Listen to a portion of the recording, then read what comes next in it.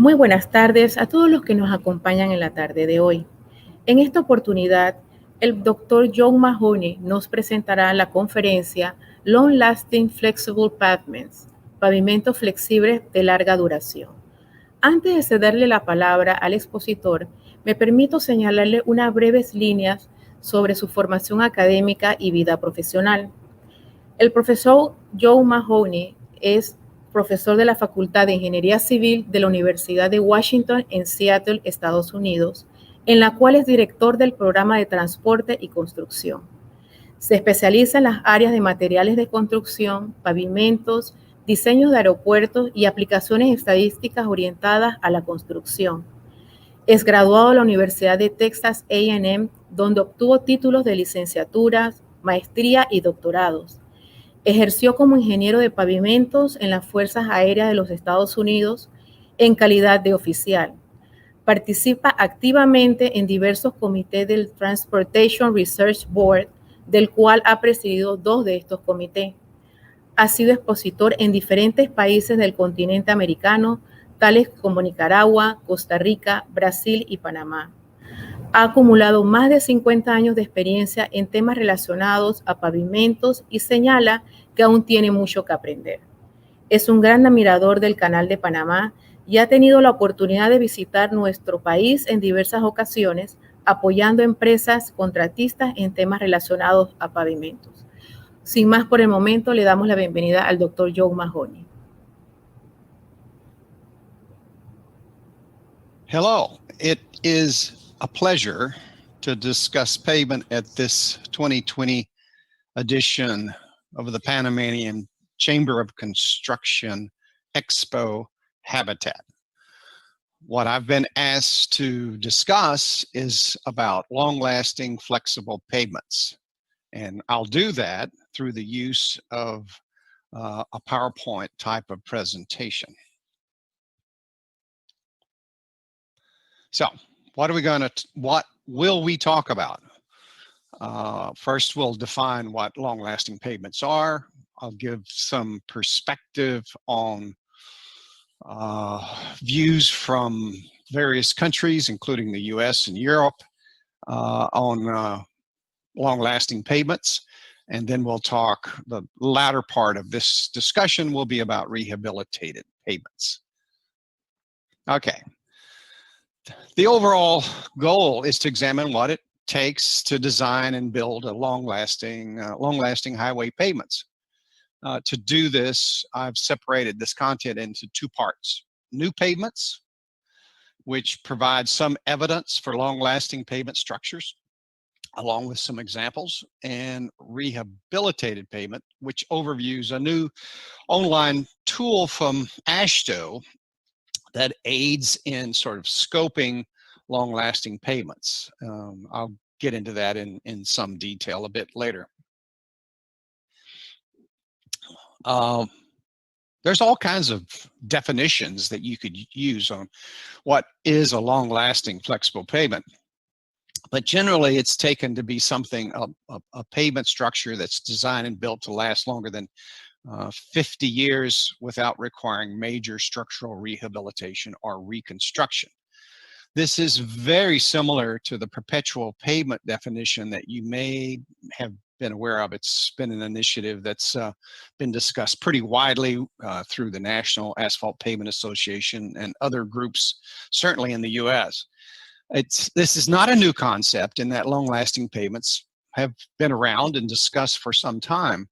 However, in the US, the design and construction of the interstate system started in the 1950s, and basically the state departments of transportation, which were actually really doing the design and construction of these new interstate pavements way back then, generally were using what they assumed to be 20-year designs. And certainly that has changed a great deal over the years. Some states are now using 50-year design lives, or even longer in some cases. Okay, new pavements. To begin this discussion, let's look at of long-lasting pavements. Let's begin with a quick view of some of the work in the UK. will illustrate what is typically referred to as top-down cracking of HMA, which is a terribly important concept to be aware of, which maybe you already are, but it's important that we discuss it. And a quick review of some actual pavement performance and some related information that I'll show you. Researchers in the UK revealed that HMA pavement thicknesses to accommodate loads eventually flattens out at very high standard axle loadings. This work is important since they recommended both minimum and maximum HMA thicknesses. Now remember, today we're only talking about flexible pavements that are surfaced with hot mix asphalt, or sometimes referred to as asphalt concrete. It goes by many names throughout the world, but I'll use a very commonly used term that we use in the United States, hot mix asphalt. This plot over to the right of this image is thickness of asphalt layers in millimeters, and essentially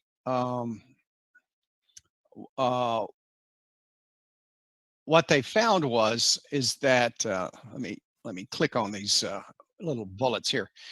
They found that about 200 millimeter was recommended as a minimum thickness for a 40-year design. In the UK, if you've traveled on some of their motorways, it has some extremely heavy traffic. That's for certain. And also, these are little abbreviations about different kinds of hot mix that they use in the UK. And the mix types may be a little different than what's used in Panama or in the US, but they're similar. And so generally these max out at about 400, between close to 300 to 400 millimeters, which is a fairly substantial and a very, very thick asphalt pavement. However, what's important, so across the bottom you have standard axles, which we're all aware of. You use them in Panama, we use them in the US.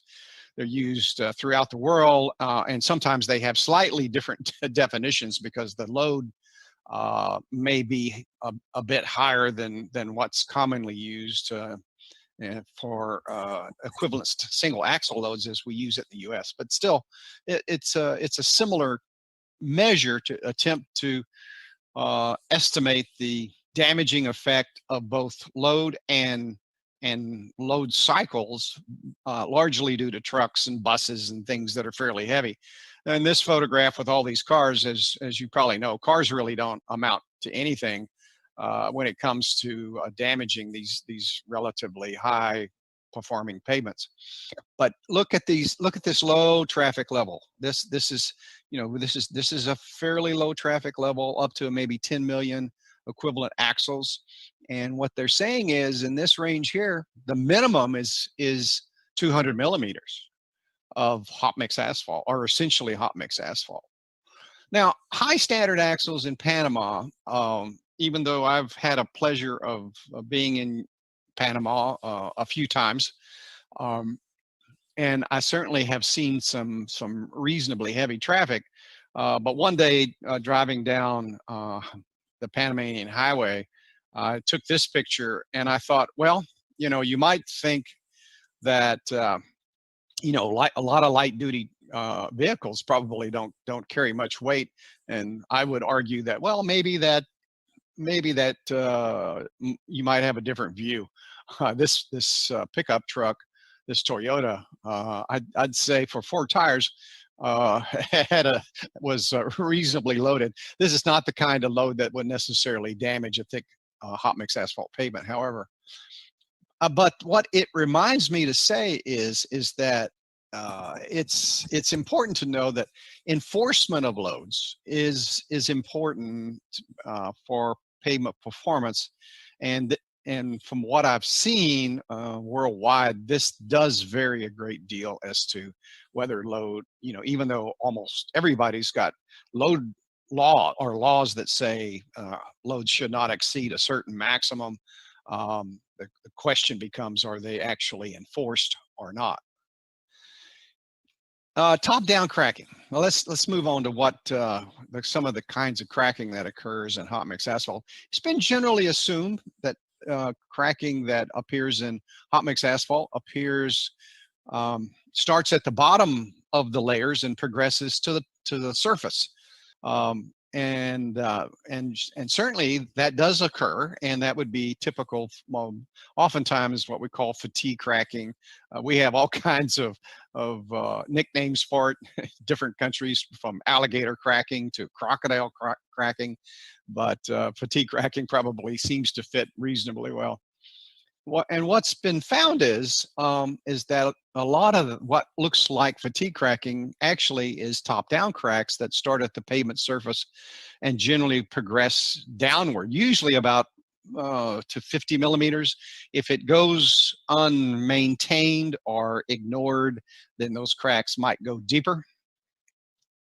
So knowing this is really important to the design and rehabilitation of a flexible pavement, since the two conditions are entirely different. So here's some photographs. There's 3 slides, including this one, which show numerous types of top-down cracking. Actually, this was taken on an interstate highway. This was being milled off, and what you see is the crack is not the best photo, but it shows this crack, and it stops about 50 millimeters down. This was a city street in the Seattle area, and these cracks were top down.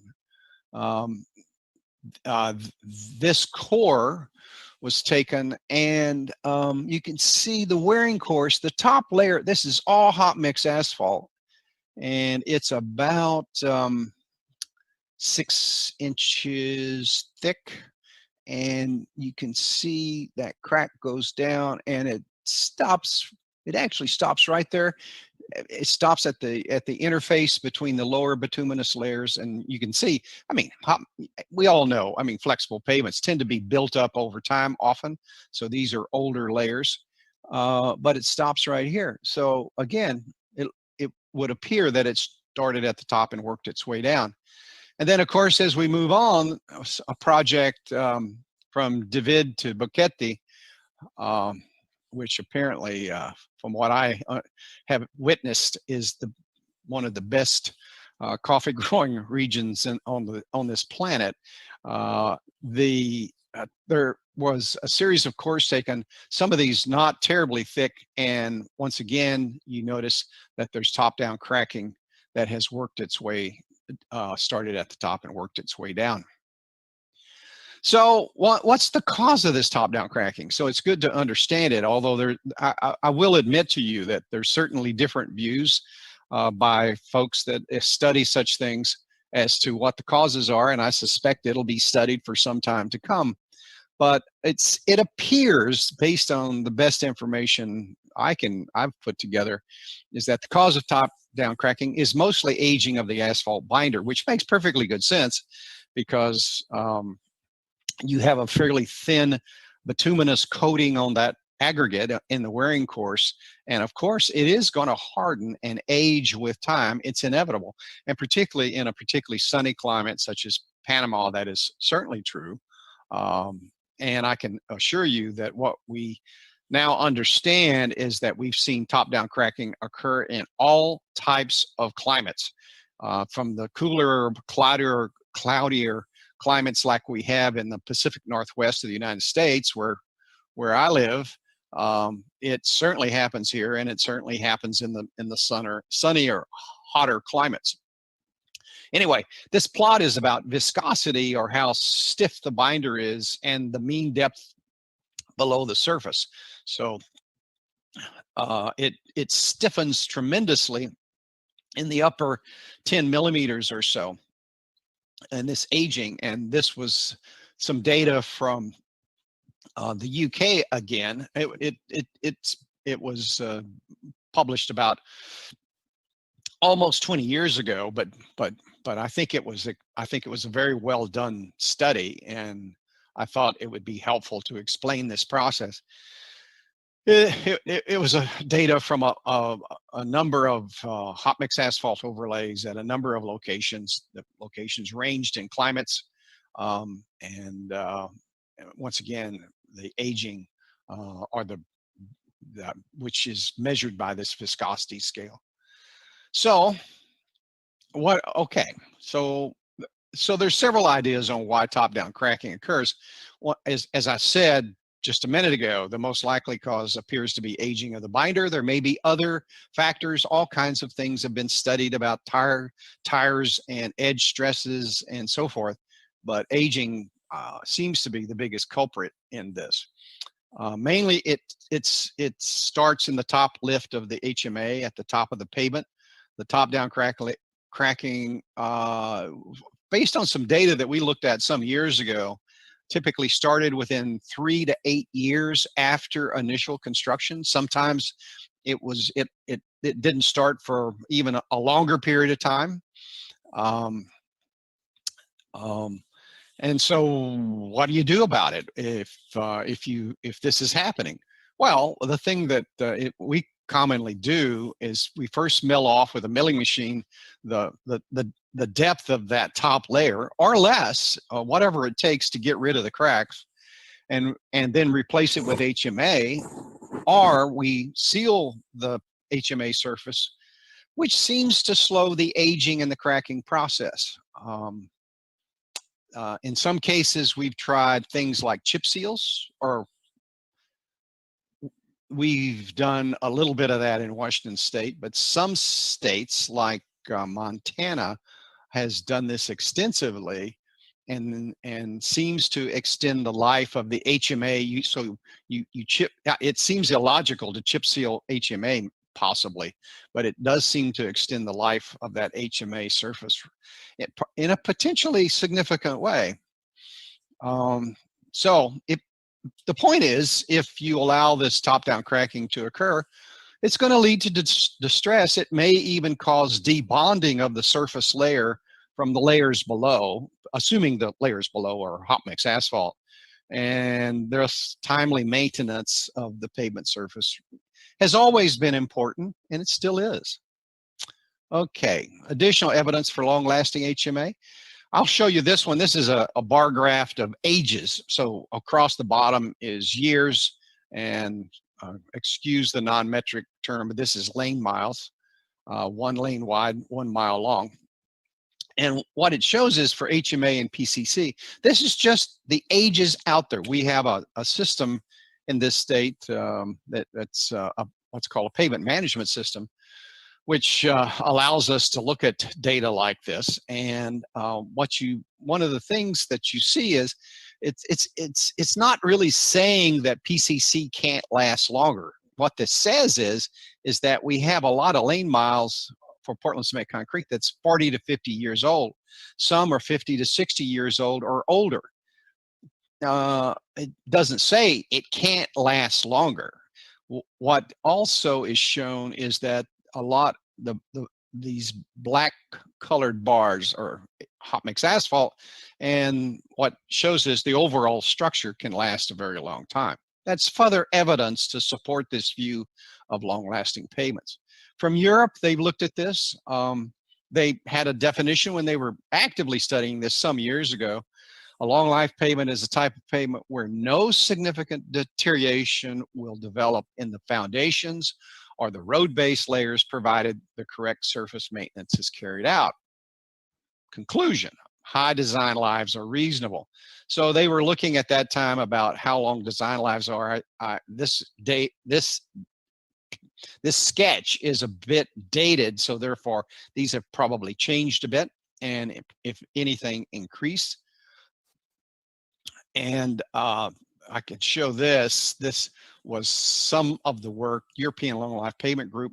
This was the asphalt thickness. This assumed 100 million equivalent single axle loads with an 80 kilonewton axle, which is the same, essentially the same definition that we use in the United States. What do you see over here? A number of countries: Spain, Germany, France, UK, Belgium, Poland, etc., Netherlands. What do you see? For this amount of traffic, and certainly there are highways that have much higher equivalent single axle loads than 100 million.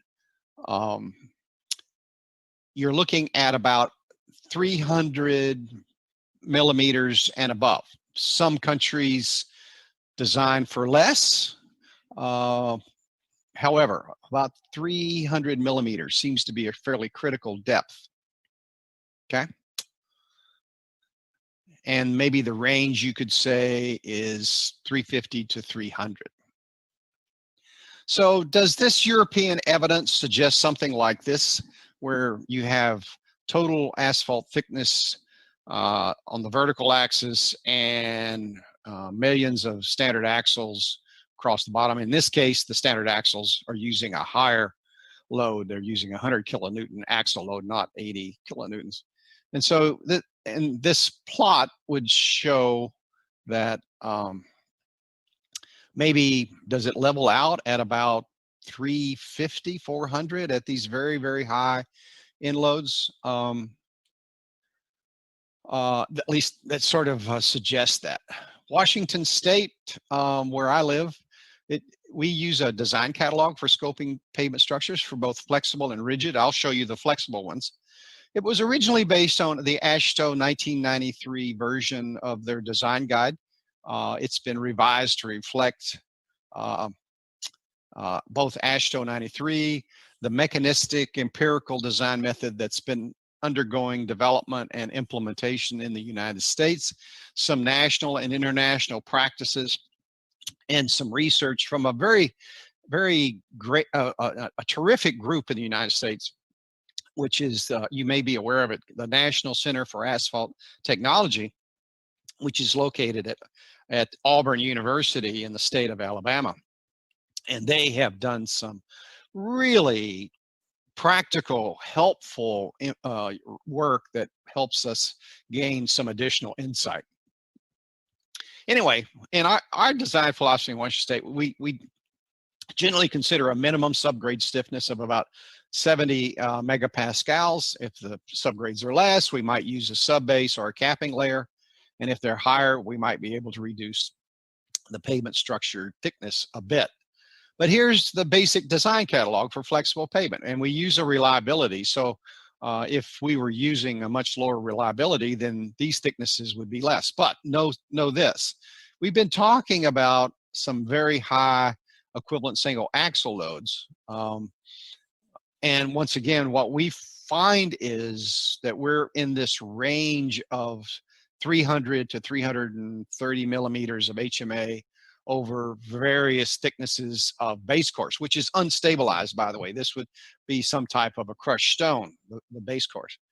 Now, for low easel conditions, we're still talking, you know, it's fairly easy to have a highway that's going to have a design life of 5 to 10 million easels.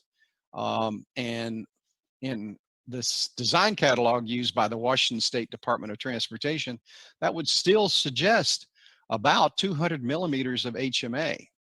And on the low end, 150. So anyway, this is some of the evidence that was used to develop tables like that. And certainly we use the Washington State Pavement Management System, which has evolved over many decades, and it tracks the condition of all WashDOT-owned pavements from construction to rehabilitation. And the nice thing about it, you can also get when a layer was placed, how thick it was, etc. So you can understand a little bit about the overall structure as well as the condition that it's in. Okay. Well, that's the evidence that we have for top-down cracking. That's the evidence we have for thicker pavements lead to longer-lasting pavements. I think you'll find that 100% logical, that would be the case. But just know that for very heavy traffic, you're looking at something like, and this is from multiple countries and examinations, about 300 millimeters of hot mix asphalt for very heavy traffic.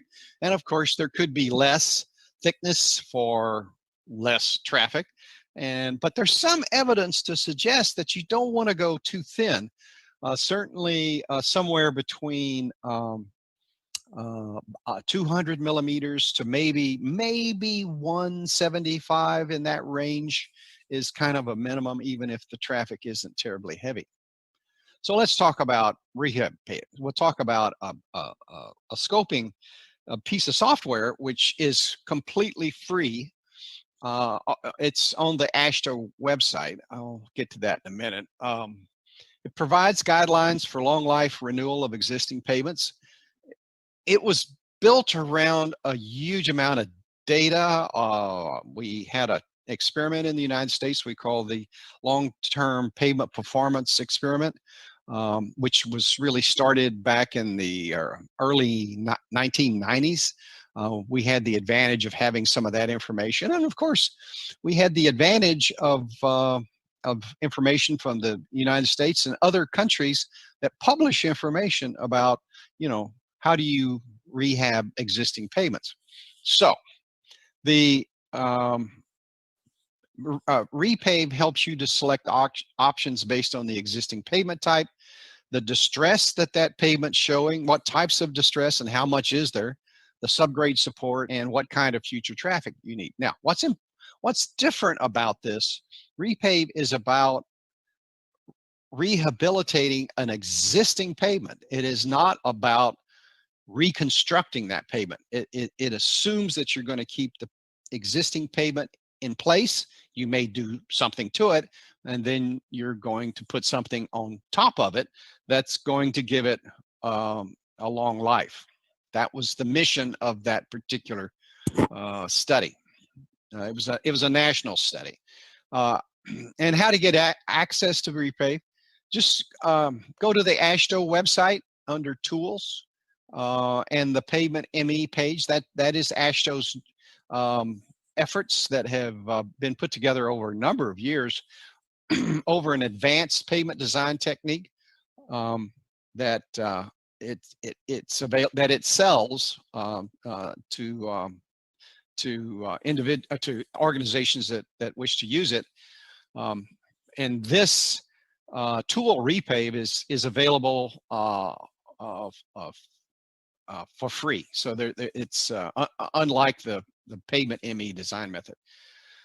The process is fully online, so you don't really have to download anything, which might be nice if you want to look at it.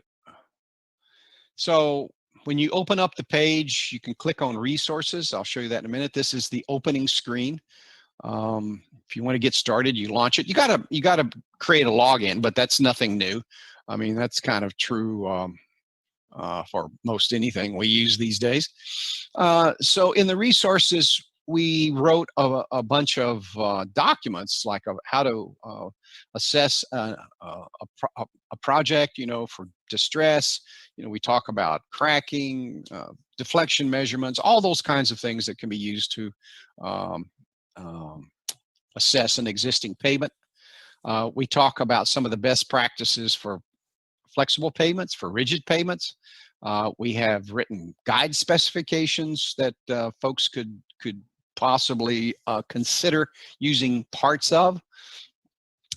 We wrote about some of the interesting emerging payment technologies that have been seen in various countries, and then we explain a little bit about how RE-PAVE works. It's a fairly detailed treatment of what we call a scoping methodology. RE-PAVE isn't really considered to be what I'd call a design method. It's meant to help someone who wants to rehabilitate an existing payment and strengthen it for a certain amount of traffic to get an idea of what it's going to take to do that. Okay. So these are some of the covers on some of these documents, and they're all there in RE-PAVE as PDFs. You can download them, save them, do with them as you wish. So some of the renewal options that are contained within RE-PAVE, this is the major ones. So there's certainly, you can use unbonded PCC overlays of flexible payment, unbonded PCC overlays of rigid payments, bonded continuously reinforced concrete payment overlays of an original payment that's also continuously reinforced concrete payment. HMA overlays of rigid pavements, and that's one I'll talk about, and HMA overlays of flexible pavements. So that covers a pretty wide range. We found that working in the United States, there has been a concrete pavement type called jointed reinforced concrete pavement, and we we dealt with that, I'd say, the least. Anyway, HMA overlays of rigid pavements, you can rubbleize the existing PCC pavement.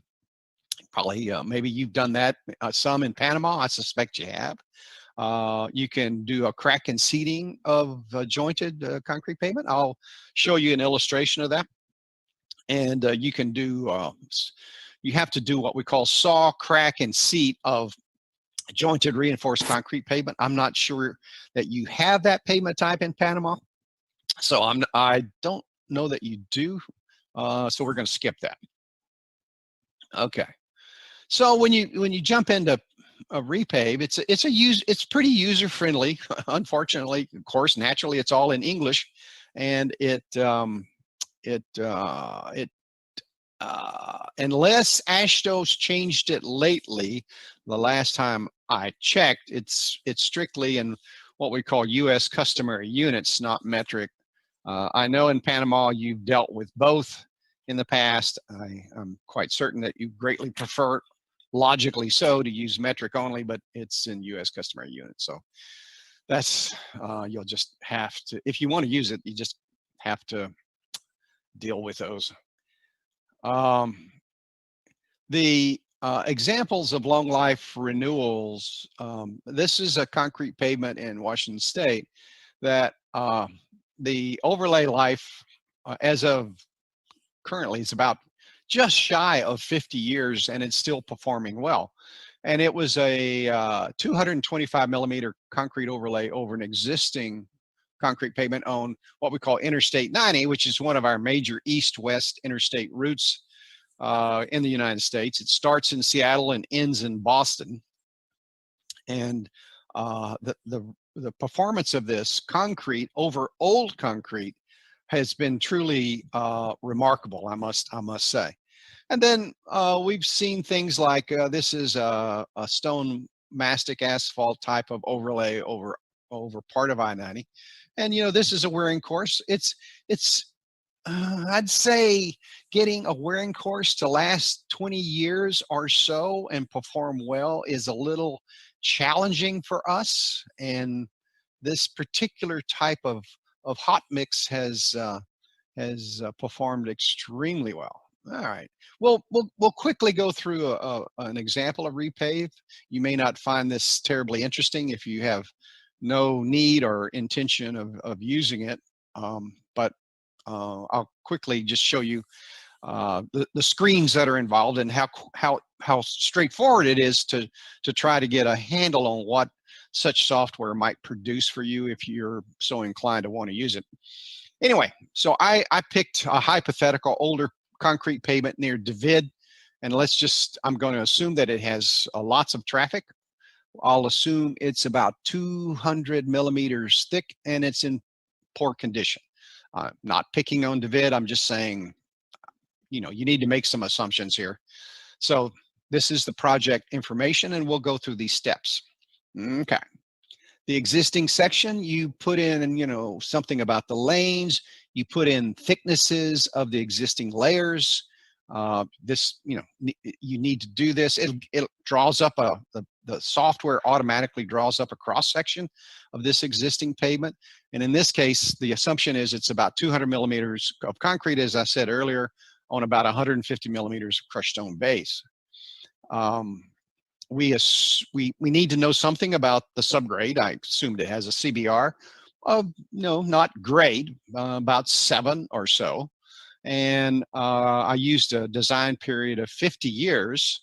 And again, you can sort of convert CBR to stiffness or vice versa and put that in.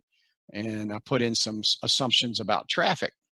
And then you go to this screen with the existing distress. This is kind of one of the nice features, in my view, about RE-PAVE, because you can say, hey, I've got a pavement that's got cracking, it's got some joint faulting, it's got some pumping, It's got those three things, and you can say that's what's wrong with this existing pavement. And it's very easy to do.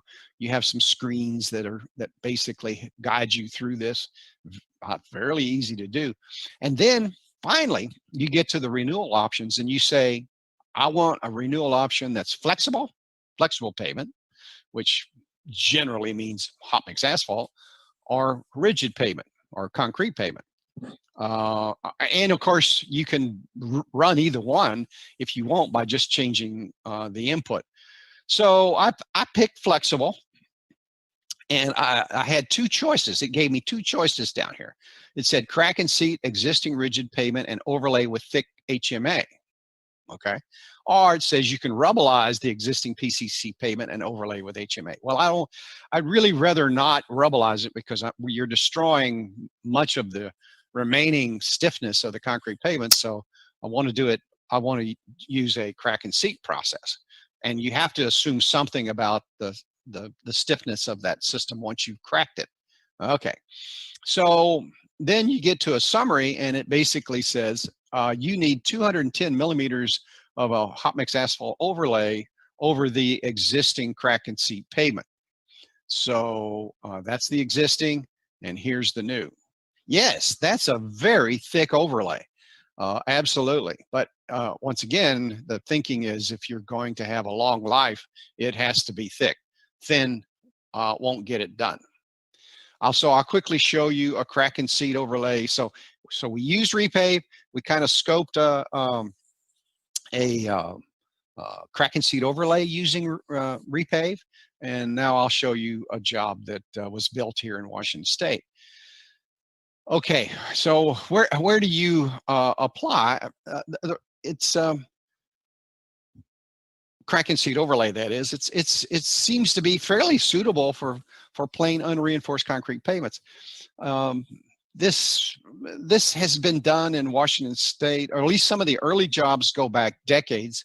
I won't say it's been widely done in Washington State, but it's been done here, and certainly a state that has been very active in this arena has been the state of California.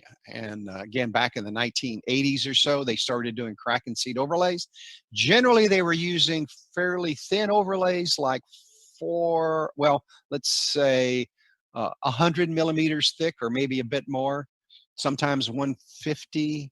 And now on their heavily trafficked interstate pavements, when they're doing crack and seat overlay, at least the last time I checked in with California, they were doing very significant thicknesses of overlays, usually somewhere between about 200 to 225 millimeters. Again, that last time I checked. Okay, so the idea is that you crack and seat the existing slabs, so you shorten those slabs so that the cracks in them, or the pieces, will not be moving unduly under this thick overlay you're going to build. So it sort of distributes the horizontal strains resulting from thermal movements of the concrete, partly because you buried under this thick layer. So there's things you can consider in crack and seat and rubbleization. Here's some considerations. I don't see any need to spend a lot of your time looking at this if you want to see that kind of table in more detail. Then certainly the presentation is, I believe, being made available to you. But I do want to point out that the cracking of concrete, you're trying to get cracks all the way, the crack and seat, you want to crack it so that the concrete slab is fully cracked. This is about a 9-inch thick concrete pavement, and this illustrates that. I'll show you a job. This is on what we call Interstate 5. It's north of Seattle. It's just south of the Canadian border with the province of British Columbia. Okay, so here's the background. There was a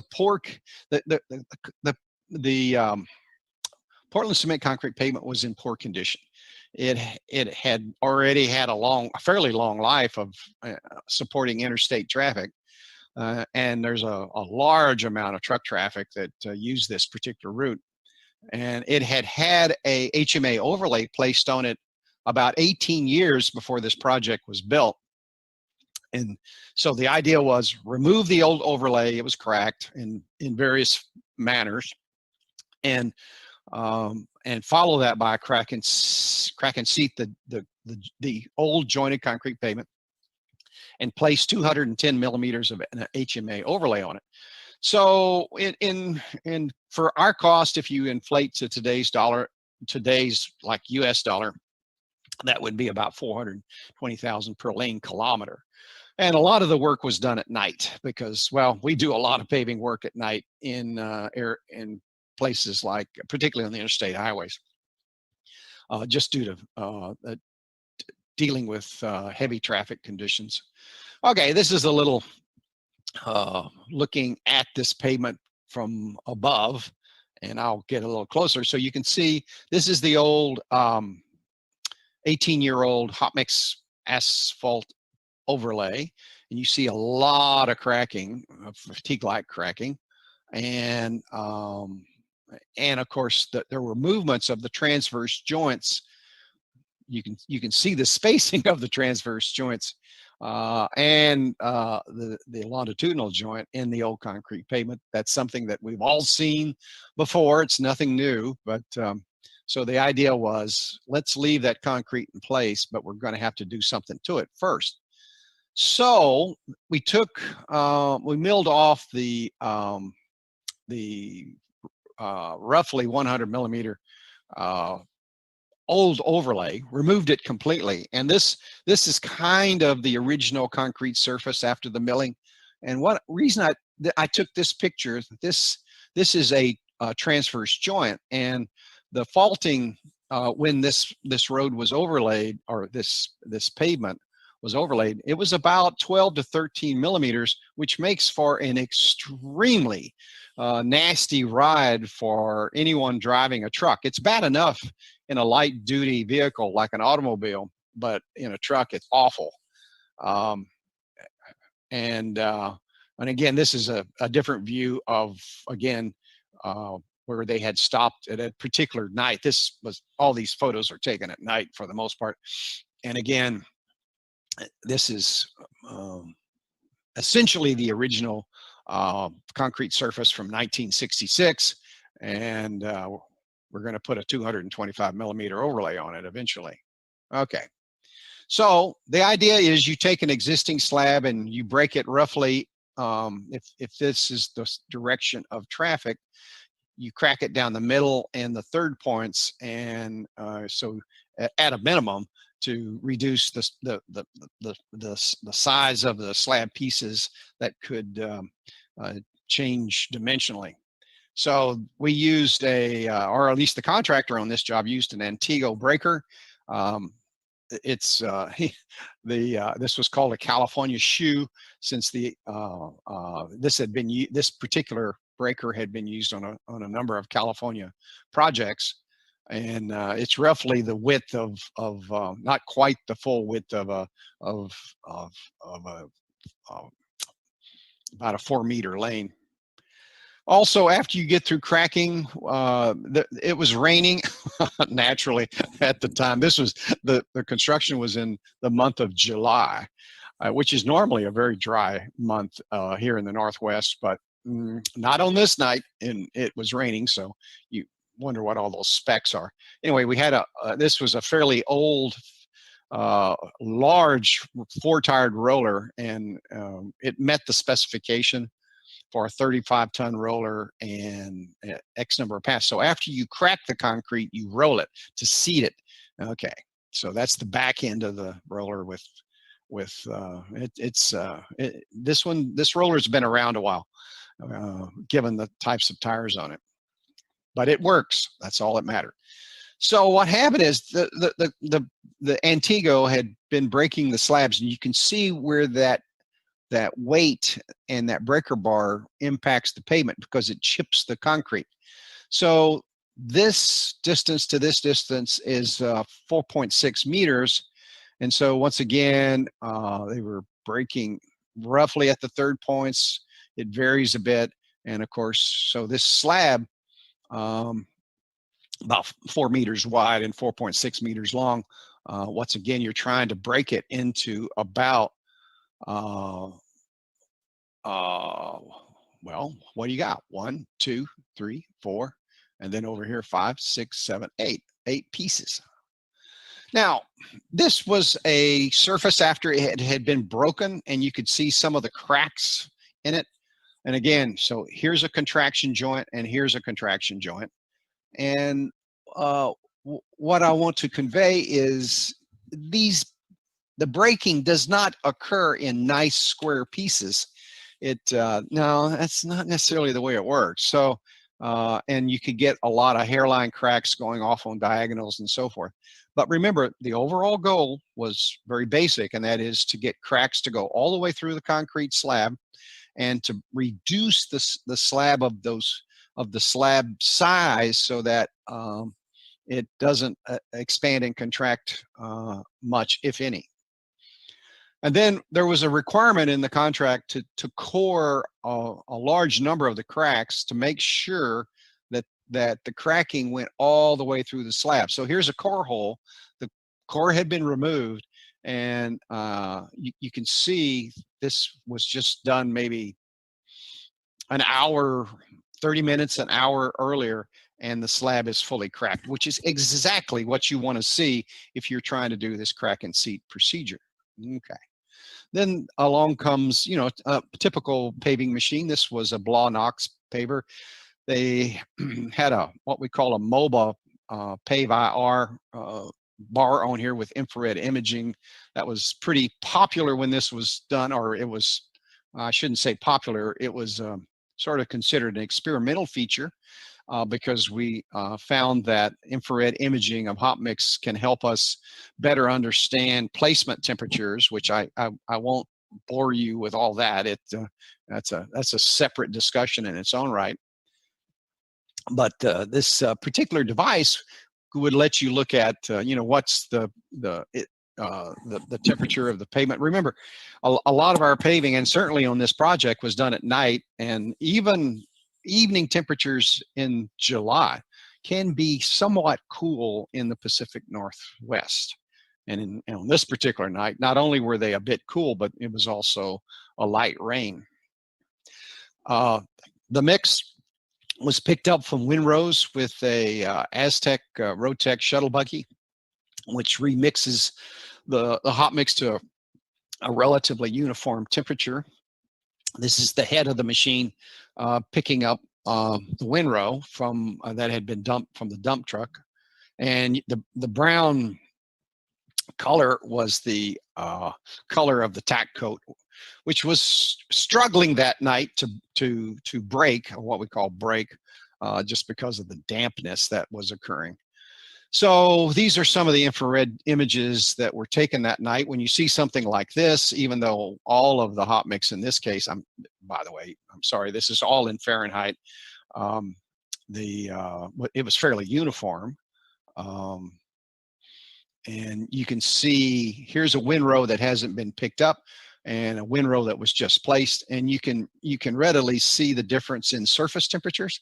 And this is one thing that we like, machines like the shuttle buggy, because they can pick it up, or you can dump directly into the shuttle buggy, mix the mix, get to a uniform temperature, then run that mix through the paving machine, lay it down, and you have a fairly good chance of fairly uniform compaction. So to summarize, much evidence exists to suggest that HMA and PCC both can have extremely long-lasting pavement structures. We're not trying to leave Portland cement concrete out of the discussion. Of course, you can build a concrete pavement that will last for decades, just like hot mix. I think that some folks probably in this country probably generally feel that, or thought at one time, that HMA was not necessarily what you would call a long-lasting pavement, but it certainly can be, as Portland cement can be as well. A number of tools are available to enable long-lasting HMA and PCC pavement designs, and our initial scoping. In other words, upgrading, and particularly so for upgrading existing pavements. And in that regard, RE-PAVE can be used to help one examine some of the options that you might wish to consider. Well, my friends, thank you for your time, and it was a privilege to be asked to offer a presentation for your conference. I hope that if it continues to remain a virtual conference, that it's of great interest and of significant benefit. And someday I expect to return to Panama, and maybe I'll get to see some of you once again. Thank you for your time. Muchas gracias, doctor Mahoney, por su presentación, por tanta información compartida con la audiencia. De esta manera damos concluida la presentación de la tarde de hoy y los invitamos a que visiten nuestra página www.feriascapac.com, donde encontrarán todas las presentaciones que se estarán dando los próximos días durante la Feria CAPAC Expo Habitat 2020. Que pasen buenas tardes.